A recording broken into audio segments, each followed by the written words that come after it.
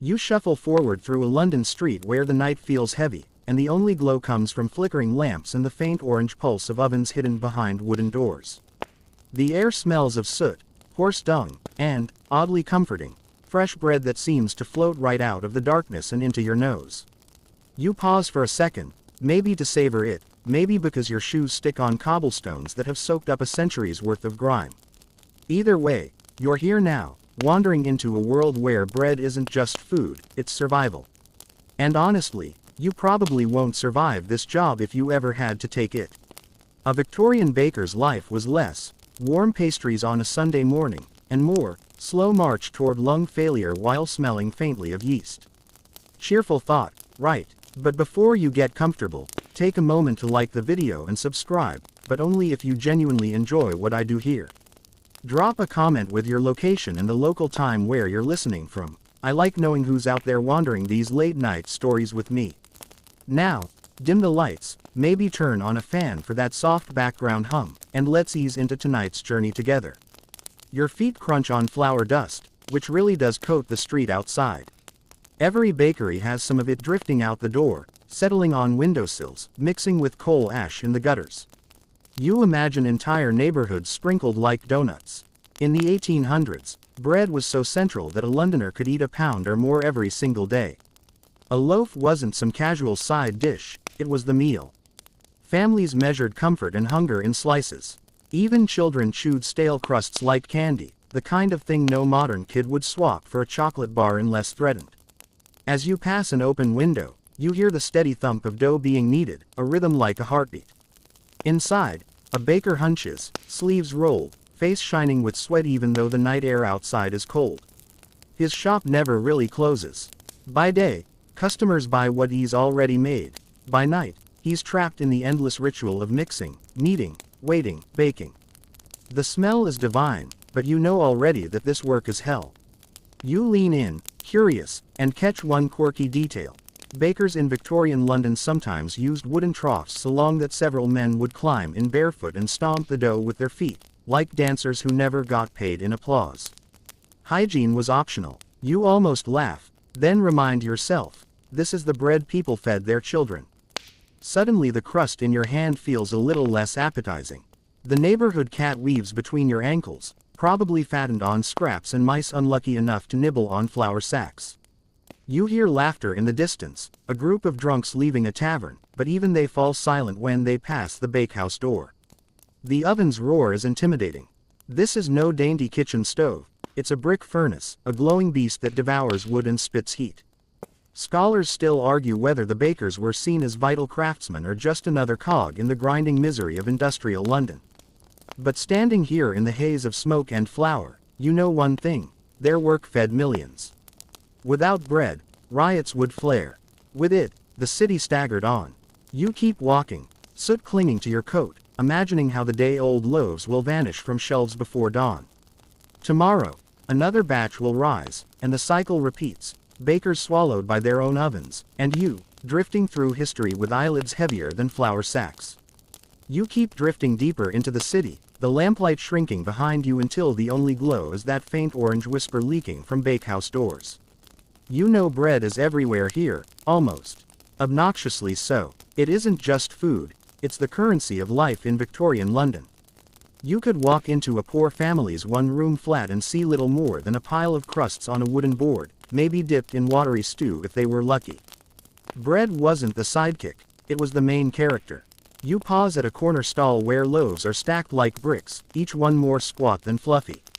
They're not delicate French baguettes. They're sturdy, heavy, and sometimes questionably edible.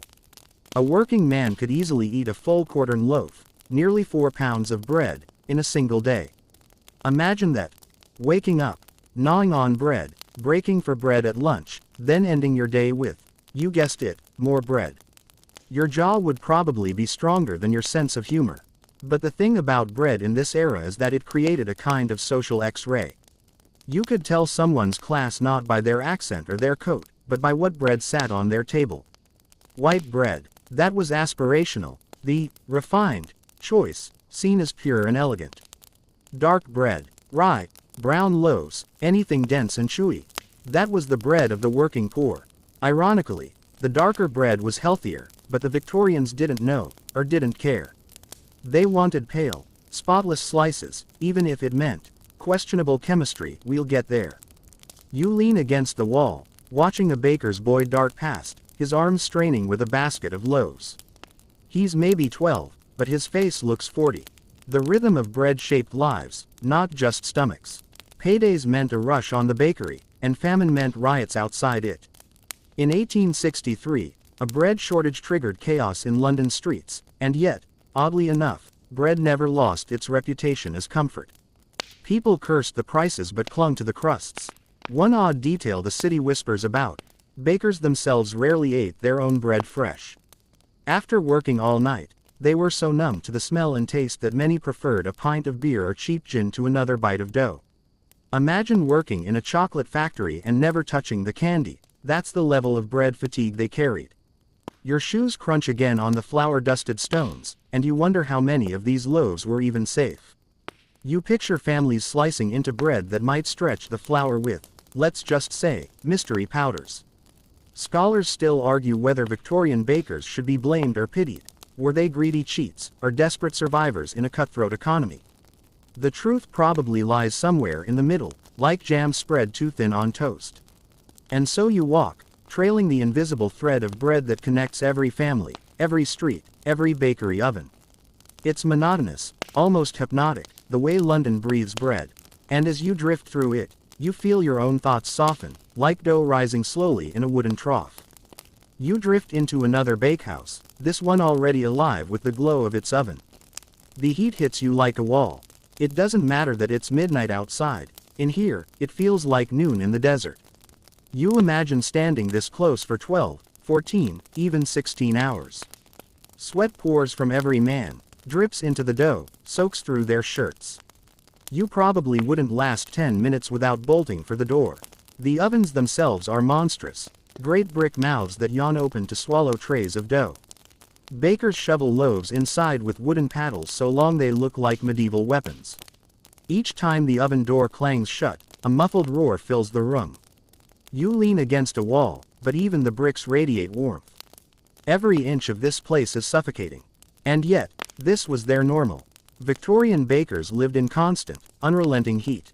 Summer made it worse, of course, sweat pouring down like rivers, but even winter offered no relief. Imagine trudging home through frost with your clothes still damp, steam rising off your skin. It wasn't glamorous. It wasn't cozy. It was exhausting. You notice one odd ritual. Some bakers, desperate to cool off, would actually lay flat on the stone floor during breaks, letting the cold seep back into their bones. It sounds desperate, almost comical, but when your body is cooking as much as your bread, you grab whatever relief you can. The air itself feels heavy, dense with heat and smoke. A coal fire burns in the corner, feeding the oven's appetite. You picture how easy it would be to collapse here, sliding into sleep on your feet. In fact, many did. Stories floated around of bakers nodding off mid-shift, their arms still moving through the dough like ghosts trapped in routine. One more loaf, one more tray, until exhaustion won. And the strange part, the city depended on this very misery. Without these men sweating in infernos, no bread hit the stalls. The public never saw the dripping faces, the burns on arms, the cracked skin from constant heat. They only saw the finished product, golden crusts cooling in baskets. Scholars still argue whether the Victorian baker should be admired for endurance or pitied for servitude, but here, watching sweat drip into dough troughs, you lean toward pity. A muffled laugh rises from the corner. Someone cracks a joke about hell itself being cooler than this bakehouse. It's dark humor, but it breaks the monotony for a second. Then the rhythm resumes. Knead, shovel, sweat, repeat. You feel your own eyelids grow heavy, your body mirroring theirs, slipping into the same exhausted trance. You step back into the night air, which suddenly feels like a relief, even with its soot and stench. For the bakers, there was no relief, only a cycle of heat, labor, and fatigue, waiting to start again tomorrow night. You wander further, and the comforting smell of bread takes on a sour edge. It's not the ovens or the soot this time, it's the bread itself. Because in Victorian London, a loaf wasn't always just flour, yeast, and water. Sometimes, it was more like a chemistry experiment gone wrong. Bakers, especially the ones barely scraping by, stretched their flour with whatever powders were cheapest. Alum, chalk, even plaster of Paris, all found their way into dough. The goal: make bread look whiter, lighter, and more expensive than it really was. You picture some poor family tearing into their precious loaf, thinking they've scored a proper meal, when in reality they're chewing diluted wall filler. Yum. Oddly enough, alum bread was so common that many Londoners developed a taste for it. A loaf without that bitter tang felt off. Imagine craving poison because that's what your childhood tasted like. It's darkly funny, and tragic. You peer into a shop window and see loaves lined neatly on display. The whiteness of them almost glows under lamplight, a Victorian selling point that whispered, "This is pure, refined, worthy of your table." The irony is hard to miss. Whiter bread meant dirtier guts. By contrast, the dense brown loaves often shunned by the middle class were actually healthier, packed with nutrients. But try telling a Victorian housewife that when her neighbor was flaunting spotless slices at tea. One quirky detail lingers in your mind. Sometimes bakers even added mashed up beans or rice flour to the mix. Not dangerous, just sneaky. It was cheaper filler, though not exactly the hearty wheat customers thought they were buying. The bread was a chameleon, sometimes harmless trickery, sometimes lethal disguise. And yet, despite scandals and rumors, bread remained the staple. People needed it too badly to boycott it.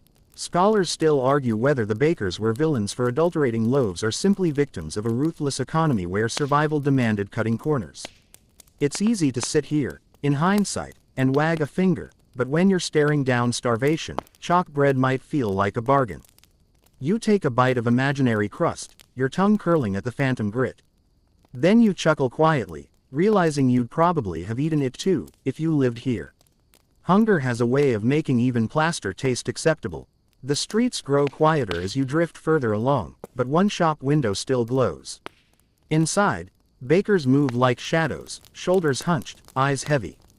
It strikes you suddenly, these men don't work with the sun. They work against it. While the city sleeps, they labor. By dawn, when the first customers shuffle in for a loaf, they've already been awake all night. You lean against the doorframe, watching a boy, no more than 14, dragging a sack of flour almost bigger than him.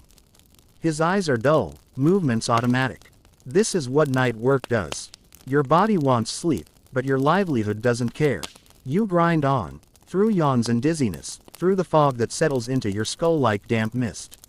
Oddly enough, many bakers became half-nocturnal creatures. They ate at strange hours, napped in odd corners, lived in cycles that made them strangers to ordinary daylight. Imagine stumbling out of a sweltering bakehouse at 7 a.m., squinting at a bright London morning, while everyone else is just starting their day. For you, the day is ending, and yet, it never really ends. One quirky detail you overhear from an older worker. Some bakers tied twine around their waists and looped it to a beam overhead, so they could sleep standing up for a few minutes without collapsing into dough troughs. It sounds absurd, but when exhaustion claws at you, even a dangling nap feels like salvation.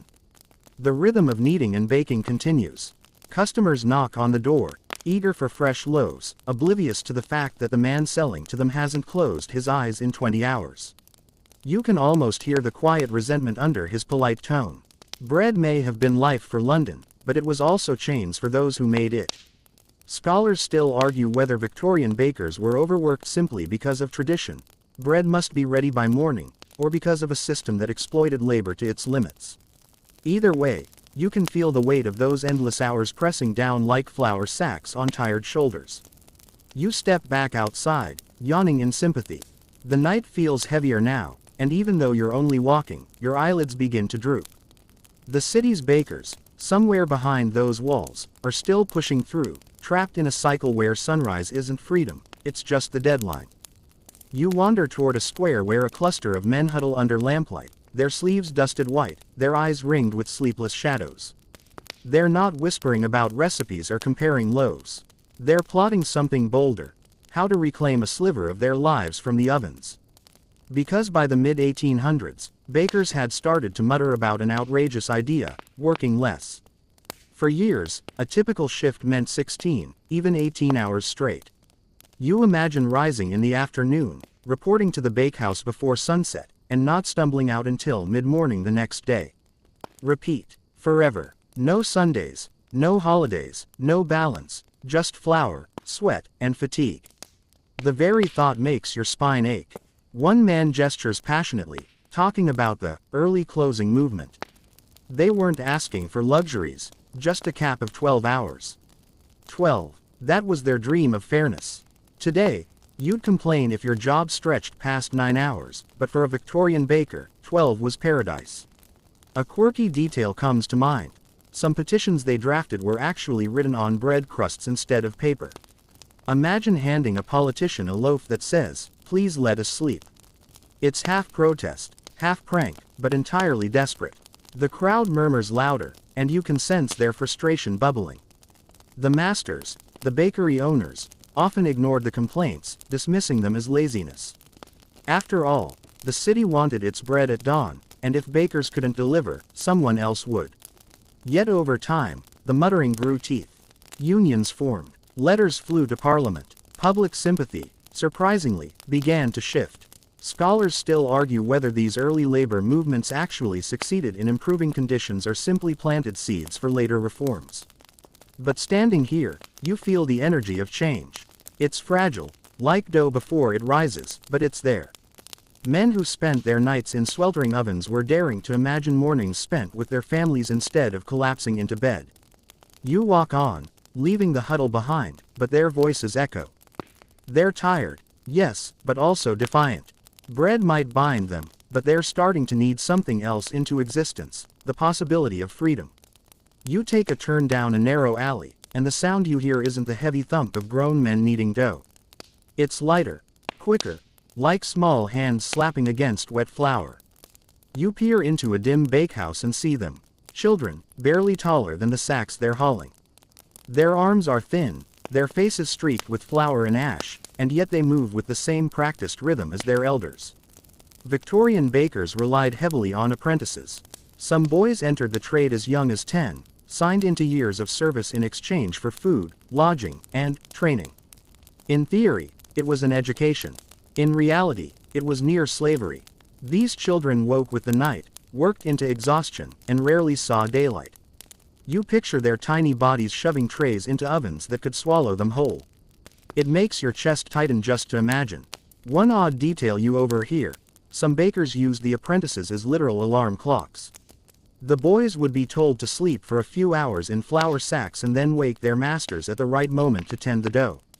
No bells, no clocks, just a half-starved teenager shaking you awake at 2 a.m. The thought is equal parts funny and cruel. The apprentices weren't just workers. They were errand boys, delivery runners, ash sweepers. Some even slept in the bakehouse itself, curling up beside warm ovens like stray cats. The heat might have been comforting, but the air was toxic, the labor relentless. Many of them never grew strong, their growth stunted by years of poor food and endless fatigue. You catch the gaze of one boy. His eyes are red from smoke, but he smirks anyway, tossing a lump of dough from hand to hand like it's a ball. Childhood instincts never fully vanish, even here. You want to tell him to run, to find sunlight, to be anything but a baker's apprentice. But in this world, where bread ruled, options were as scarce as sleep. Scholars still argue whether apprenticeships offered genuine paths to skilled trades or were simply excuses to exploit child labor. Watching these boys with their cracked hands and drooping eyelids, you lean toward the latter. The cost of bread, it seems, was measured not just in coins but in childhoods. You leave the bakehouse quietly, the sound of small hands still echoing behind you.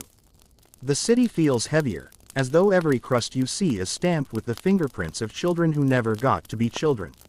The next street feels lighter somehow, as if it's carrying a different scent. Gone is the thick stench of sweat and soot. Now the air is sweet, tinged with sugar, almonds, and butter. You follow your nose to a shop window glowing with golden pastries. Victorian London wasn't only about bread for survival, it was also about indulgence for those who could afford it. Inside, glass cases gleam with tarts, buns, and sticky puddings. A wealthy woman in silk gloves points at a tray of eclairs, while her servant fumbles with coins. These aren't the loaves for hungry dockworkers. These are luxuries for the upper and middle classes, proof that even in an age of hardship, people craved sweetness. It's funny. While bakers fought exhaustion in the dead of night, confectionaires began to rise as the darlings of fashionable society. Pastry shops became gathering spots where ladies could nibble delicately on iced cakes while gossiping about their neighbors. Bread filled bellies, sugar filled reputations. One quirky detail. Victorians adored seed cake so much that it popped up in novels and diaries alike. Dense, buttery, dotted with caraway seeds, it was less dessert, more respectable treat. You imagine biting into one, crunching on a seed, pretending it's glamorous when really it's just slightly odd. The sugar craze had darker edges, too. Much of it was fueled by cane plantations abroad, where enslaved and indentured laborers toiled so that Londoners could ice their buns. You stand in the glow of a pastry shop, realizing that every shiny tart here carries echoes from distant, harsher ovens. Scholars still argue whether the rise of confectionery culture was escapism from industrial misery or simply a marker of class distinction. For the tired baker next door, it hardly mattered. He was still sweating through the night, while his better-off counterparts turned flour into frosted fantasies. You move on, the sweet scent clinging to your coat. For a moment, you almost crave a slice of sponge cake. Then you remember the boy asleep on a flour sack and the men coughing on dust, and the sweetness sours just a little. You round a corner, and the muffled roar of the city reaches you. It's not laughter, not carts clattering, but a low, angry hum, the sound of unrest. Bread, after all, is not just sustenance, it's the lifeblood of survival. When it faltered, the people noticed, and sometimes they protested. Bread riots were not uncommon. Imagine stepping into a square and seeing a crowd of hundreds, fists raised, voices raw with hunger. Flour sacks fly through the air, windows shatter, and shopkeepers retreat behind locked doors. A loaf could spark a street brawl, or worse, a full-scale riot. Hunger made ordinary citizens into unpredictable, dangerous actors. Oddly, some bakers claimed to sympathize with the rioters, even tossing loaves from upstairs windows just to calm the crowd. Others hid, hoping the mob would pass. Either way, the tension was constant. Bread wasn't merely a commodity. It was a weapon, a lifeline, a source of civil unrest. You picture the irony. Bakers themselves, overworked and underpaid, sometimes feared the very people they fed. One quirky anecdote tells of a bakery where the master tied extra loaves to strings and dangled them out the window, offering them to hungry crowds without ever opening the door. Ingenious, perhaps, but also a little humiliating. Scholars still argue whether bread riots were spontaneous reactions to scarcity or calculated expressions of class anger. Standing in the quiet aftermath, you almost hear the echoes of shouting voices, the breaking of windows, the smell of smoke and baking flour mingling in the air. It's chaotic, terrifying, and yet, oddly mesmerizing. As you walk away from the square, the city feels fragile, balanced between sustenance and upheaval. Every loaf matters. Every tray pulled from an oven carries weight, not just nutritional, but political, social, and economic. You can almost feel the pulse of London itself, beating in time with the rise and fall of yeast, the anxious stirrings of its people. You follow a narrow lane that seems quieter, but only at first. Soon, you notice a peculiar ecosystem thriving around the bakehouses, an odd neighborhood of rats, cats, and opportunistic scavengers who have made the flour-dusted streets their playground. The cats slink in and out of doorways, eyes gleaming, always on the hunt for a rogue mouse or crumb, while the rats skitter beneath carts, unseen yet omnipresent. It's strange, almost charming in a macabre way, that these creatures coexist so seamlessly with the bakers. They're tiny witnesses to the nightly grind, part of the silent rhythm of Victorian baking life. Some bakers even tolerated them. After all, they kept smaller infestations under control. Imagine cats perched on sacks of flour, as if judging the workers, while rats sneak nibbles from dough trays left unattended. A quirky detail emerges. Some bakers believed certain rats brought good luck. If a rat managed to escape the traps and sneak into the shop unnoticed, it was considered a sign of abundance. Bread would sell well that week. Superstition mingled with necessity, giving this grimy, flour-coated world a strangely whimsical edge. You catch a whiff of something burnt and realize the ovens themselves act like miniature weather systems, radiating heat that the animals somehow navigate. The interplay of warmth, flour dust, and predators creates an ecosystem that's part bakery, part menagerie. You watch a cat flick its tail toward a slinking rat, which freezes, then darts away in a blur. Life here is survival, yes, but in miniature. Scholars still argue whether bakers' tolerance of these creatures was practical or a byproduct of neglect, but standing here, it seems both. The bakers focus on dough and ovens, while the tiny residents claim what scraps they can. And you, wandering through this microcosm, can't help but marvel at the strange balance of it all. The city's hunger is human, but the flour and the beasts remind you that survival isn't just for people, it's for everything that scuttles, slinks, and prowls alongside them. You linger near a shadowy corner of the bakehouse, and the air seems to thicken with more than flour. Superstition, after all, was part of a baker's nightly routine. Victorian bakers carried charms, whispered incantations, and sometimes even drew symbols into dough to ward off bad luck. The oven wasn't just fire and brick, it was a portal to fortune or disaster, depending on how the night unfolded. Some bakers believed spilling a pinch of flour could summon misfortune. Others tied red threads around their wrists before kneading dough, just to ensure their loaves rose properly. You almost want to laugh at the thought, but the night air makes the rituals feel eerie, almost necessary. One baker even kept a tiny rabbit's foot hidden in a flour sack, a secret guardian of his nightly labors. Oddly enough, not every superstition was about luck. Some were about behavior. If a cat sneezed near the ovens, it could foretell a failed batch. If a rat appeared in a particular corner, it could signal that the dough would sour. You shake your head, imagining a room full of men listening to the squeaks and purrs of animals as if they were divine advice. Scholars still argue whether these superstitions genuinely influenced baking outcomes or were simply coping mechanisms for a grueling job. But standing here, in the dim light and thick flour haze, you sense why belief was comforting. In an environment where heat, dust, exhaustion, and hunger rule, a little magic, or at least the illusion of control, feels like salvation. You take a slow breath, letting the warm, spicy scent of the ovens mingle with the faintly sweet aroma of dough. You can almost hear whispered chants, quiet assurances to the fire, the flour, and whatever spirits might be listening.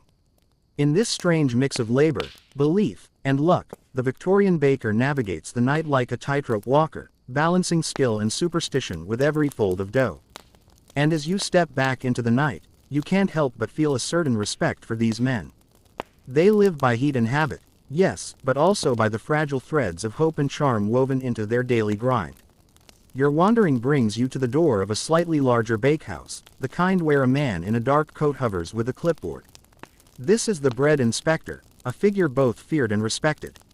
You've probably never thought about someone whose sole job is to sniff, poke, and taste loaves to ensure they meet regulations, but in Victorian London, this was serious business. The inspector moves methodically, checking flour bags for purity, prying open ovens, and even sampling bread for texture, color, and taste. One false note, bread too pale, too dense, or suspiciously light, and the baker could face fines, shutdowns, or public disgrace. It's a high-stakes, slightly absurd ballet of bureaucracy. Oddly, some inspectors carried tiny knives, not for cutting bread, but for scraping away suspicious crusts to examine them more closely. You imagine the scene, a burly man wielding a knife like a scalpel, examining loaves as if they were evidence in a criminal trial. It's almost comical, except the stakes are real. This constant oversight shapes how bakers work. No matter how tired, no matter how desperate, they must maintain a facade of precision. Many cut corners elsewhere, sure, but in front of the inspector, the dough is perfect. Scholars still argue whether inspectors genuinely improved public health or simply created additional stress for overworked bakers. Standing here, in the quiet hum of ovens and the faint clatter of trays, you can feel both sides of the debate. You watch as a baker wipes his hands on a flour-stained apron and nods politely to the inspector, relief flickering in his tired eyes. For a moment, he can breathe, until the next batch demands attention. It's a delicate dance.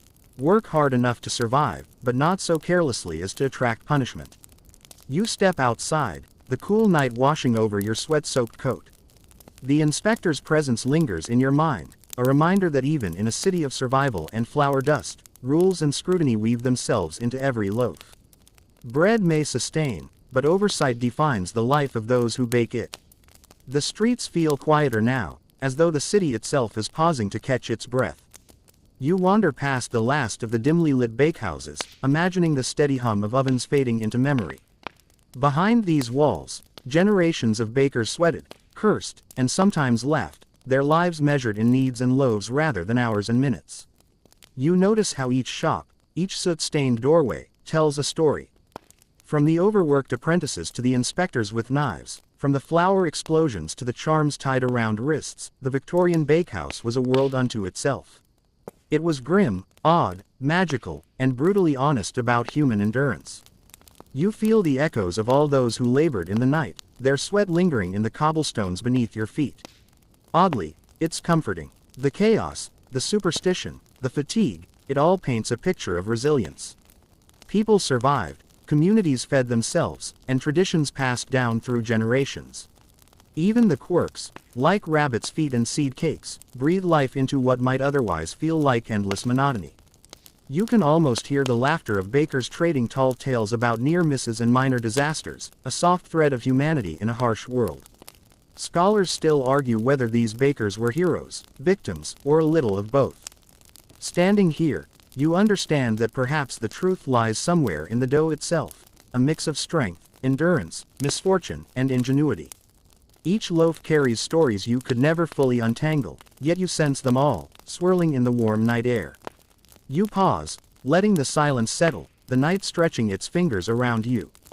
From the soot of industrial London to the delicate sweetness of pastries, the journey of bread-making winds down. You feel a rare calm, as though you've traced the invisible threads connecting ovens, streets, and lives over a century ago. You wander now into the faint light of dawn, the city stretching awake after a long, restless night. The streets are quieter than usual, dust and soot mixing with the faint aroma of spent ovens and cooling loaves. You realize you've been tracing the heartbeat of Victorian bread-making, from flour-dusted alleyways to glowing ovens, from exhausted apprentices to sugar-sweet indulgences. Each step you take feels like a soft echo of the countless footsteps that moved here before, carrying dough, hope, and sometimes despair. The world of the baker seems distant yet intimate now. You remember the rhythmic pounding of dough, the crackle of ovens, the clouds of flour that could explode like a silent thunderclap. Each sight and smell lingers in your mind, and you can almost feel the heat radiating from those brick mouths that demanded both respect and fear. The city depended on this labor, yet it never truly acknowledged it. Survival, for most, was measured in crusts and crumbs, but for the bakers themselves, it was measured in sweat, scar tissue, and years stolen in pursuit of bread. Odd details rise in your mind like stars in a foggy sky.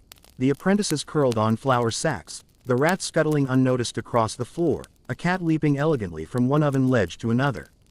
You picture the bakers, tiny rituals, the charms, the threads, the whispered hopes that the night would pass without disaster. It's almost poetic, if poetry could sweat an ache. And the sugar-laden confections. They remind you of a world simultaneously cruel and indulgent, where luxury and suffering were baked side by side. You think about the scholars who debate whether Victorian bakers were victims or heroes. Standing here, you realize it's neither simple nor necessary to categorize them. They were human, resilient, creative, tired, inventive. They molded dough as they molded their own survival, baking hope into every loaf even when exhaustion threatened to collapse their very bodies. And as you reflect, a sense of awe settles over you. The night was brutal, the work deadly, and yet humanity persisted, rising like the bread they so meticulously tended. As the first golden rays of morning creep across the cobblestones, you feel a gentle exhale of the city itself. You picture soot-streaked faces softened by the quiet dawn, the baker's hands finally free from the relentless dance of ovens and trays. The world is waking up, carrying forward the legacy of labor, resilience, and even whimsy. In this gentle light, you feel the layers of history peel away. It is not just a story of bread, flour, and ovens. It is a story of endurance, adaptation, and small triumphs in the face of relentless toil. You close your eyes for a moment, letting the narrative settle. You feel the warmth of ovens, the weight of flour sacks, and the soft hum of a city that depends on its bakers, past and present. The streets begin to hum with the stirrings of life. You breathe deeply, letting the smells, sounds, and textures of this nocturnal world sink into memory.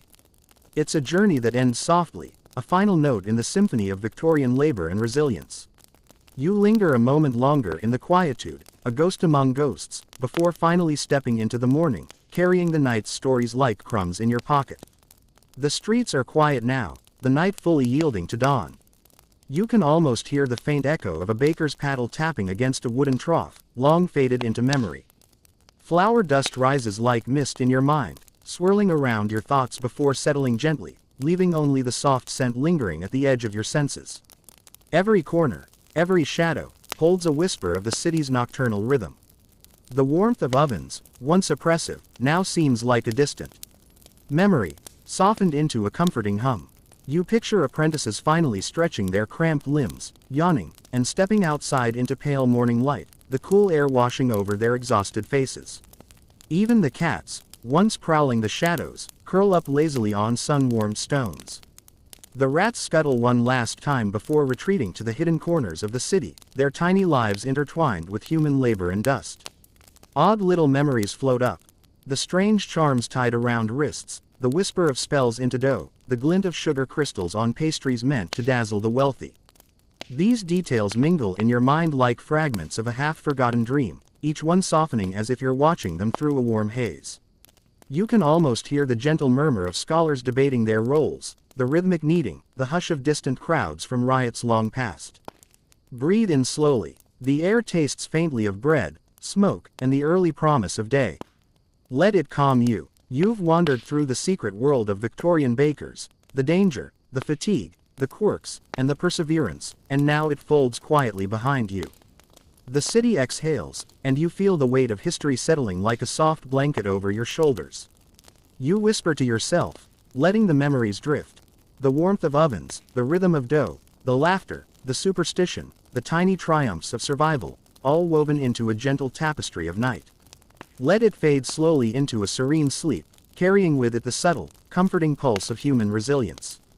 And as your eyelids grow heavy, imagine a soft fan turning nearby, the gentle rustle of sheets, and the faint aroma of freshly baked bread lingering as a reminder that the past, though distant, leaves behind whispers of warmth, endurance, and quiet magic. The streets have emptied further now, the glow of distant lanterns flickering lazily against cobblestones dusted with flour and soot. You step closer to another bakehouse, one that's quiet but still alive with the hum of heat radiating through thick brick walls. The ovens seem to breathe, hot and alive, they're roaring a subtle lullaby of labor. You imagine the bakers inside, hunched over dough that refuses to behave, arms dusted in white, muscles stiff from hours of kneading. You feel a strange kinship with them, even though you've never lifted a sack of flour in your life. The smell hits you first, sweet, yeasty, and faintly acrid from the coal fires that burn endlessly.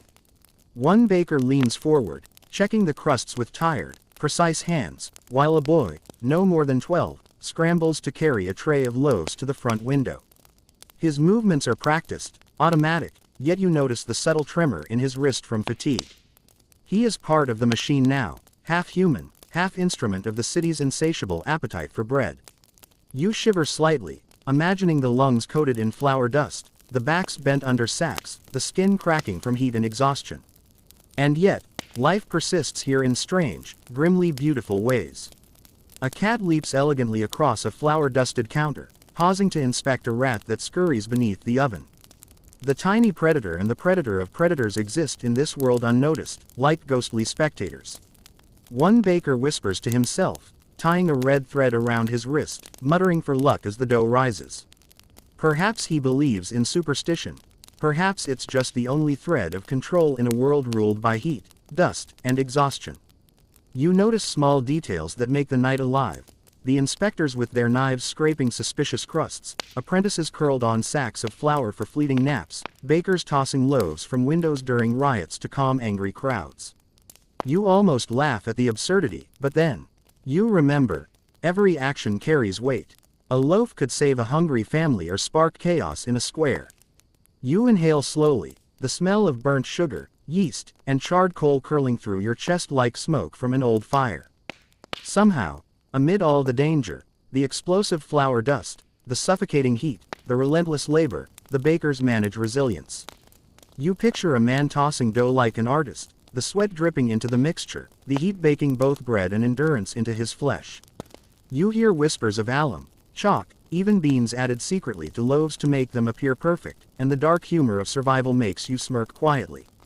Scholars still argue whether this is clever adaptation or moral failure, but in the moment, it's merely survival, woven into every fold of dough.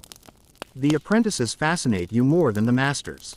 Their small bodies move with uncanny precision, faces pale under the glow of the ovens. You imagine them sleeping in corners, curling against flour sacks for warmth, dreaming of sunlight that never comes. Their childhood is stolen by necessity, and yet, you catch glimpses of persistence, tiny smirks, whispered jokes, fleeting sparks of mischief that refuse to die, even under the weight of soot, heat, and expectation. And then there is the sugar, the pastries and tarts that shine under lamplight, seemingly out of place among the grim, flour-dusted streets. Upper-class customers nibble delicacies, oblivious to the exhausted hands that crafted them. Seed cakes, tarts, eclairs, they glisten and smell of indulgence, a stark contrast to the dense, dark bread that sustains the laboring poor. You notice the bittersweet irony. Luxury built on exhaustion, indulgence on the back of relentless toil. Scholars debate whether confectionery culture was escapism or simply social stratification, and you can see both truths mirrored in the glinting icing and the cracked hands of bakers behind the scenes. Beyond the smell, beyond the heat, there is the pulse of danger, the city itself, alive with tension. Flour dust hangs like a ghost in the air, threatening explosion. Heat presses against your chest as though testing your endurance. And the riots, they echo through the streets in memory. You imagine angry hands raised, loaves flying, windows shattering. You feel the energy of those crowds as you step quietly past empty squares, the weight of hunger and desperation lingering like a fog that refuses to dissipate. Oddities surface as well. Rabbits' feet tucked into aprons, flour-dusted charms scrawled into dough, tiny rituals that promise luck or ward off disaster. It's whimsical and frightening all at once. You feel the rhythm of this strange nocturnal world, the dance of human labor, superstition, and survival, punctuated by small humor and resilience. There is artistry here, even if born of necessity, and you sense it in the tilt of a rolling pin, the flick of an apron, the soft pat of dough against hands hardened with experience. The city seems to exhale as dawn approaches. The bakers finally pause, the ovens cool slightly, the apprentices stretch trembling limbs into a waking world they rarely see. The pastries shine still in the glass cases, rats and cats disappear into hiding, and the streets are quiet enough that you can hear the faint wind rustle through sooty chimneys. You feel the history settling around you, every brick, every cobblestone, every lingering smell a testament to endurance, toil, and strange beauty. And as you stand there, breathing deeply, the warmth of ovens fading into gentle memory, the city softens. You imagine the night's stories folding into the morning, tucked like crumbs in corners, lingering faintly in the air.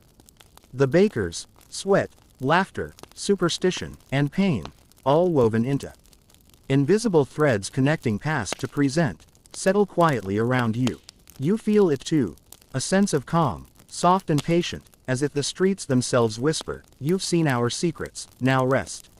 Slowly, you exhale, the city stretches, the ovens sleep, the streets breathe. And you, carrying the weight and wonder of this nocturnal journey, feel yourself drifting toward the same quiet, gentle serenity. Every beat, every scent, every whisper of flour, sugar, and smoke blends into a lullaby you didn't know you were waiting for.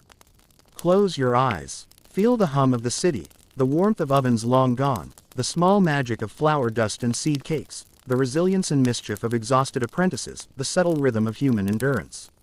Let the night settle over your mind, soft and forgiving. The city is quiet now, but not empty. Cobblestones shimmer faintly under the early haze, dusted with flour and soot from ovens that never truly sleep. You step lightly, almost reverently, into the shadowed corners where bakers have worked through endless nights, and you realize this isn't just a walk, it's a journey through persistence itself. Every doorway, every faint wisp of smoke, every crack in the brick whispers stories of men, boys, and even the occasional woman who labored tirelessly so that the city could eat. Inside the bakehouses, heat presses like a living thing. You feel it before you see it. A wall of warmth that almost pushes you back. The ovens groan and hiss as if speaking their own language, hungry for attention, demanding vigilance. You imagine a baker leaning over a kneading trough, muscles taut, sweat dripping into dough that refuses to rise, while a boy shuffles in and out carrying trays heavier than his small frame should bear. You wonder how anyone survives here, how anyone keeps a mind intact when the night stretches endlessly, stretching your body and your patience along with it. The smell is intoxicating. Yeast, coal, sugar, charred crusts, even the faint acrid tang of alum and chalk used to whiten loaves. You wrinkle your nose at the thought, but part of you can't help but inhale deeply. Survival in Victorian London was measured not just in coins or hours, but in these loaves, perfect or adulterated, baked and sold under the unforgiving gaze of inspectors who move silently through the shop, knives in hand, testing crusts and textures with a scrutiny that would make you shiver. One false loaf, one misjudged batch, and a baker could face fines, humiliation, or the ire of the law. Scholars still debate whether these inspectors saved lives or merely added another layer of stress to an already relentless occupation, and you feel the tension like the lingering heat of an oven long after the fire has gone out. Child apprentices move through this world almost like phantoms, their small bodies draped in flour, their faces pale under the glow of lamplight. They curl into corners for stolen naps, wrapped against flour sacks, dreaming perhaps of sunlight, perhaps of freedom, but never fully allowed either. Some carry dough trays like seasoned veterans, tossing them with precision beyond their years, yet their exhaustion is etched into every movement. You almost gasp as you picture one tiny hand brushing against a hot oven door, another reaching for a flour bag taller than himself, and the astonishing resilience it takes to survive night after night under these conditions. And then there are the quirks, the little oddities that make this world feel alive.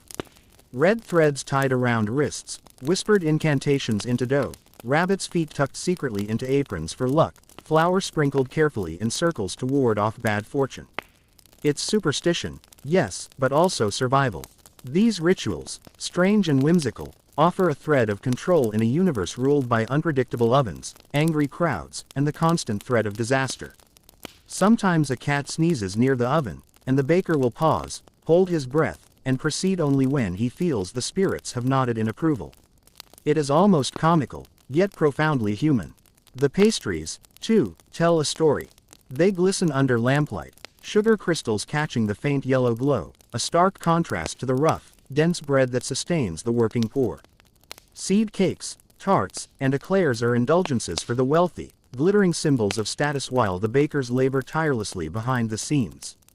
You imagine a lady in silk gloves lifting a delicate tart to her lips, oblivious to the men who have not slept, whose backs ache, whose lungs are lined with flour dust. Yet who must produce perfection regardless of their own suffering. Scholars argue whether this was escapism for the upper classes or cruel social stratification made delicious, but you feel the tension, the injustice, and yet the beauty of the craft all mingling in one breath. Bread itself is a force in the city, sustenance, currency, weapon, and sometimes trigger for chaos. Riots flare when loaves are scarce or adulterated. You picture crowds, fists raised, flour sacks hurled, windows shattered. Some bakers throw loaves from windows to calm the mobs, a gesture both practical and desperate, while others hide, hearts pounding, as anger and hunger swirl through the streets. The pulse of the city is inseparable from its bread, every loaf carrying the weight of survival, rebellion, and hope. Even the animals participate in this nightly dance. Cats slink across counters, rats scuttle through the shadows, each responding to the rhythm of ovens, the scent of dough, the hum of night labor. Some bakers tolerate them, others use them as omens, signs of fortune or misfortune. You watch them from the doorway, marveling at how life adapts, thrives, and persists even in this harsh, flour-dusted world. The line between survival and superstition blurs, and yet it feels right, even necessary. And through it all, the bakers continue. Hands red and raw, faces streaked with sweat and soot, eyes heavy but unwavering, they fold, knead, and shape dough as though each loaf contains not just sustenance but a measure of their endurance. You can almost hear the rhythm. The slap of dough, the scrape of a knife, the whisper of spells, the clatter of trays, all blending into a night-long symphony of toil. You realize that this is more than labor, it is a testament to human resilience, creativity, and the subtle defiance of continuing to create, even when exhaustion threatens to undo every movement. By the time the dawn creeps into the city, washing the streets in pale gold, you feel a quiet reverence. The ovens have cooled, apprentices stretch toward sunlight for the first time in hours, the inspector's scrutiny has faded, and the pastries glimmer untouched. The streets exhale. The city seems to pause, allowing you a moment of stillness in which the stories, the sweat, the flour, and the fleeting magic of the night can settle into your mind. It is a world harsh and whimsical, brutal and beautiful, and now, you carry it with you. Each detail, each sound, each smell, each subtle gesture of survival tucked into your memory like crumbs in a pocket. You exhale slowly, letting the heat, dust, sugar, and soot drift away. Close your eyes for a moment. Hear the faint hum of ovens, feel the rough textures of brick walls and flour-dusted hands, sense the resilience and small victories hidden in every loaf. Let it soften, let it fold gently around you. You are not the baker, the apprentice, or the inspector. You are the witness, the traveler, the quiet observer of human endurance. And as your thoughts drift, let sleep claim you. Imagine the warmth of ovens fading into gentle sunlight, the city breathing softly, apprentices and cats and rats disappearing into corners, and the distant memory of bread riots dissolving into calm. Let the streets, the flour, and the lingering smells of sugar and yeast guide you into dreams. This world of danger, toil, superstition, indulgence, and quiet heroism has ended for the night, and now so can you. Rest. You've walked through the hidden, flour-dusted veins of Victorian London. You've seen the sweat and magic, the exhaustion and small triumphs, and now it's time to let them fade into gentle, comforting darkness. The night seems endless, but you follow the faint glow of a distant lamp down a narrow, twisting lane. The air is thick with a mixture of soot, smoke, and something strangely sweet, like caramelized sugar lingering from a nearby confectioner's window. You can feel the chill of the evening brushing against your face, yet the warmth radiating from the bakehouses keeps your chest tingling. Each step carries the echo of long-ago footsteps, the invisible rhythm of bakers who moved tirelessly through nights like this one. You pause outside a large, old building whose bricks are streaked with centuries of coal and flour. The door creaks open just a little, and you peer inside. The first thing that strikes you is the sheer scale of the ovens. They stretch across the room like stone giants, their mouths glowing red and threatening, yet the bakers treat them like trusted companions. You see a man hunched low over a trough, his arms moving in an almost hypnotic rhythm, kneading a massive slab of dough. Each fold, each slap, is calculated, an intimate dance between human endurance and fire. He doesn't look up. He can't afford to. Even a second's distraction could ruin the batch, or worse, burn him. Nearby, a young apprentice, no older than 11, balances a tray of tiny buns. His small hands tremble slightly from fatigue, but he's careful not to let the dough slide. You notice the bruises on his knuckles, faint from countless hours of repetitive labor. And yet, he hums quietly, almost in defiance, a tune that seems borrowed from nowhere, carried only in the safety of night. The sound is eerie and comforting at once. You think about how such simple acts of resilience, the hum of a song, the careful balancing of a tray, become lifelines in a world built on exhaustion. A sudden explosion of flour sends a small cloud puffing into the air, coating both the baker and the boy in ghostly white. You cough and wave your hand in front of your face, the powder clinging to your skin and coat like a delicate snow. You imagine the strange, almost magical quality of flour dust at night. It settles silently, coats everything it touches, and yet it can ignite if the heat is too high.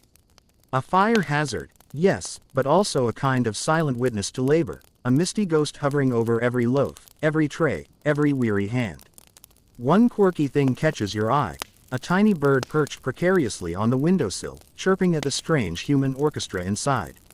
It seems oblivious to the danger, pecking at crumbs or soot flakes, perhaps mistaking the bakehouse for a forest. The contrast is almost comical. Humans sweating and muttering over dough, and a fearless bird acting as if it owns the place. You wonder whether the bakers notice it, or whether it has become just another silent companion to their long, lonely nights. Beyond the oven, trays of pastries wait under the dim light, sparkling like little jewels.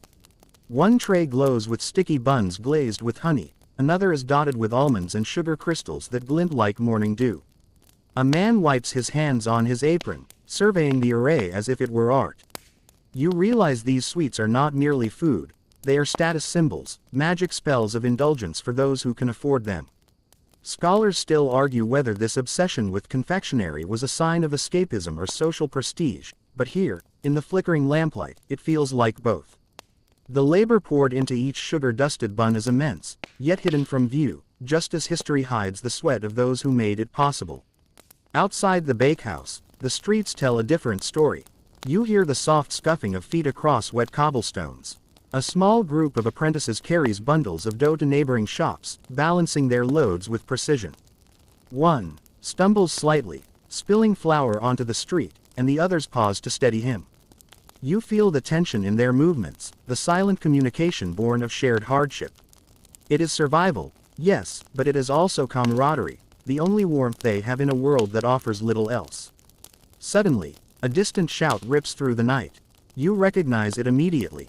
A bread riot has flared elsewhere.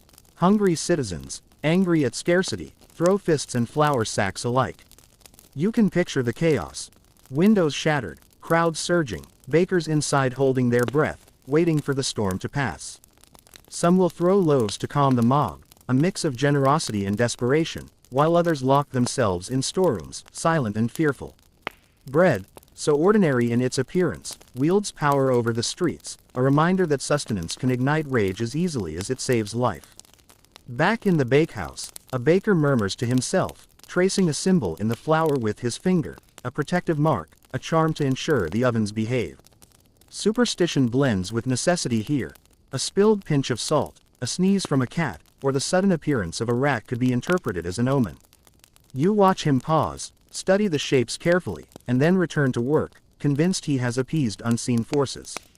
It's strange, almost absurd, yet you can sense the quiet comfort it brings, the illusion of control over a world so relentless. The apprentices rotate in a slow, unbroken rhythm, kneading, carrying, wiping, and delivering. You notice one boy, small and wiry, who sneaks a quick nibble from a tray of sugar-coated buns, his eyes darting at the slightest movement. He smiles, almost shyly, at the indulgence, knowing it's a small rebellion, a moment of joy stolen from exhaustion. And you realize, amid the sweat, heat, and labor, these small moments are what keep the spirit alive. Human endurance is rarely about heroics, it is the tiny defiance in the face of relentless routine. As the night drifts toward dawn, the ovens begin to cool, their roaring softened to a gentle hiss. The apprentices stretch stiff limbs toward the sky, yawning and blinking in the first hint of sunlight. Cats curl into corners for a final nap, rats vanish into the hidden shadows, and the last of the sugar buns sparkle silently under fading lamplight. You breathe slowly, feeling the weight of the night dissolve, carrying the stories of toil, superstition, indulgence, chaos, and resilience with you. Every brick, every cobblestone, every lingering scent of bread and smoke, carries memory. You feel it in your chest, in your lungs, in the soft shiver that comes from imagining all the lives that moved through these streets before you. Even as you step away, you sense the rhythm of the bakehouse still pulsing softly, a heartbeat of survival and endurance woven through centuries. The city exhales, and you are left with a quiet awe, the knowledge that beauty, magic, and human resilience can exist even in the most grueling, flour-dusted, oven-hot nights. The echoes of the apprentices' songs, the whispers of bakers, the scuttling of rats, and the glimmer of sugar-sweet pastries linger in your mind like a lullaby. And now, you let yourself drift, carried by the warmth of ovens that have cooled, by the ghost of flour in the streets, by the subtle hum of lives endured, persisted, and quietly triumphant. The night is over, yet it remains inside you, a comforting, strange, and fragile wonder, folded gently into the edges of your consciousness. Sleep, softly, and carry this world of shadows, sweetness, and resilience into dreams.